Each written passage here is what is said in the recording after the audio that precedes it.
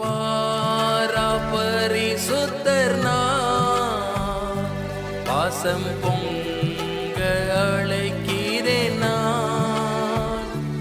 உன் பாவம் யாவும் சுமப்பேன் என்றேன், பாதம் தன்னில் நீலை பாரவா. ஆண்டவராகிய இயேசு கிறிஸ்துவின் மகோன்னத நாமத்தில் உங்களை அன்புடன் வாழ்த்துகிறோம். பரிசுத்த வேதாகமத்தில் நீதிமொழிகளின் புஸ்தகம் 6ஆம் அதிகாரம் 16ஆம் வசனத்தில் 6 காரியங்களை கர்த்தர் வெறுக்கிறார், 7ம் அவருக்கு அருவருப்பானவைகள் என்று சொல்லி அந்த 7 காரியங்களை குறித்து சொல்லப்பட்டிருக்கிறது. அவைகளிலே 19ஆம் வசனத்தில் அபத்தம் பேசும் பொய் சாட்சி, சகோதரருக்குள்ளே விரோதத்தை உண்டு பண்ணுதல் ஆகிய இவைகளே என்று நாம் வாசிக்கிறோம். அபத்தம் பேசும் பொய் சாட்சி என்று சொல்லப்பட்டிருக்கிறது. பொய் சாட்சி சொல்வதை தேவன் எப்பொழுதும் அருவருக்கிறார். 10 கட்டளைகளிலும் கூட 9வது கட்டளையாக சொல்லப்பட்டிருப்பது பொய் சாட்சி சொல்லாதிருப்பாயாக என்பது. ஆகவே பொய் சாட்சி சொல்லுகிற ஒருவனுக்கு நிச்சயமாக தண்டனை உண்டு. வேதாகமத்திலே ஜீவனுக்கு பதிலாக ஜீவனும், கண்ணுக்கு பதிலாக கண்ணும், பல்லுக்கு பதிலாக பல்லும், கைக்கு பதிலாக கையும், காலுக்கு பதிலாக காலும் கொடுக்கப்பட வேண்டும் என்று மோசேயின் நியாயப்பிரமாணத்திலே சொல்லப்பட்டிருந்தது.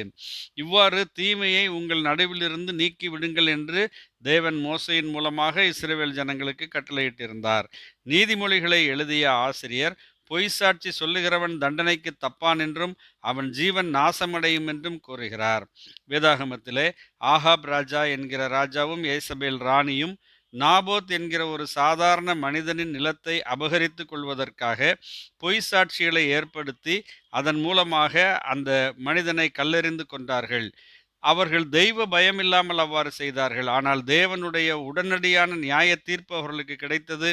ஆகாப் ராஜாவும் ஏசபேல் ராணியும் மரித்தார்கள். அவர்கள் இரத்தத்தை நாய்கள் நக்கிற்று. இதன் மூலம் பொய்ச்சாட்சி சொல்லுபவர்களை தேவன் எப்படி வெறுக்கிறார் என்று அறிந்து கொள்கிறோம். ஆண்டவராகிய இயேசு கிறிஸ்துவுக்கும் விரோதமாக பொய் சாட்சி சொல்லும்படியாக ஜனங்கள் தேடப்பட்டு நிறுத்தப்பட்டார்கள். அவர்கள் சொன்ன பொய் சாட்சி ஒன்றும் ஒவ்வவில்லை.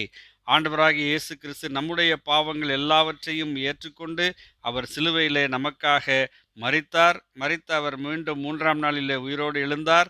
இன்றைக்கும் ஜீவிக்கிறார். அவரில் விசுவாசம் வைக்கிறவர்களுக்கு பாவ மன்னிப்பும் ரட்சிப்பும் உண்டு. நீங்களும் அந்த ரட்சிப்பையும் சமாதானத்தையும் பெற்றுக்கொள்ள தேவன் உங்களுக்கு உதவி செய்வாராக. ஆமேன்.